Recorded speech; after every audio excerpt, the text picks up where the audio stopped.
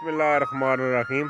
पठवार जी जनाब मक्का भी पक्की गई जिम्मेदार जनाब अपने मैंने कमाई काज लई पे आज तो 15-20 साल पहले ये मक्का ने जरा कटाई होने से बाद इसने जब कट्ठियां कत्तियां जाने सन तो इसके डांगा नाल मारने सन उस तो बाद इसमें दाने निकले सन।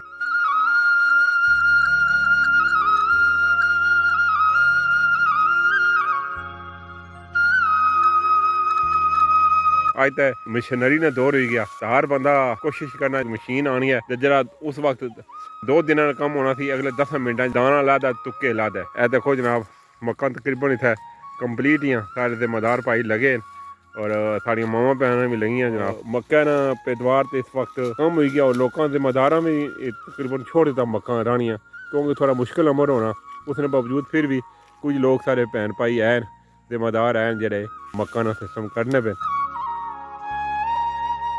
आजकल मक्का ना रेट भी काफ़ी ज़्यादा हो चुकी है की तरक्की अगर इस सारे लोग जरी काम करन ज़रात ना काम करन तो कोई शक नहीं कि मुल्क की तरक्की अपना एक किरदार अदा कर सकने अपना हिस्सा डाल सकने। असा नाल एक भाई और जिम्मेदार है जेह्ड़े मक्क छिलने पे असा इन्हां नाल भी गलबात करसां। तुसें इस बारी मक्क कराई है जनाब मकई तो कैसा फसल रहा तुसें इस बारी? बहुत चंगा रहा जी फसल जी काट जी 10 कनाल मक्क रही थी अंदाजा है भाई 30 मन सी। अच्छा देसी मक्क हाँ खाद 2 बार मारा एक बार देसी और 2 बार यूरिया मारा। अच्छा माशाल्लाह चंगी मक्क है मक्क ठीक हो गई है। हाँ तो तुम कितने अरसे से मक्के ना सब करने पे रहने हो? मैं तो बचपन से काम करना रहा। अच्छा अपने 60 रोज़ तैयार हो जाने इतना कोई फायदा भी है घर खाने हो या बेची होने हो? आपू भी खाने हैं बाल बच्चा भी खाना डंगर भी खाने तो मुर्गे भी खाने हैं। अच्छा बेचना भी है।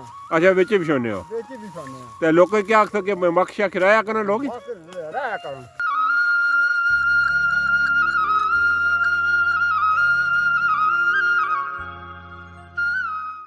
हाँ कि अज अपने जिम्मेदार पाई कि इस तरह रागब करने की जरूरत है वो अच्छा ये जिम्मेदारी करन। अज सारिया जमीन ज़रात ना होने वजह ने बंजर पियाँ लोगों की महंगे दामों बाजार चीज़ा खरीदनिया पेनियां सन। इन्होंने खेतों में जेह्ड़े अज बंजर पे वे उस जमाने हर तरह की दालां इत्थें होनियां सन। अजकल पठवार च दालां का कंसैप्ट ही खत्म हो गया लोग राहने नहीं क्योंकि इसमें ज़्यादा मेहनत तलब होना रेट नहीं था। हूँ तो रेट इतने ज़्यादा हो चुके हैं मैं तो जिम्मेदार के आखा कि ये दालां वगैरह राहन क्यों अजकल आम दुकाना पर जाओ तो 300-350 रुपया फी किलो दाल मिलनी पई है।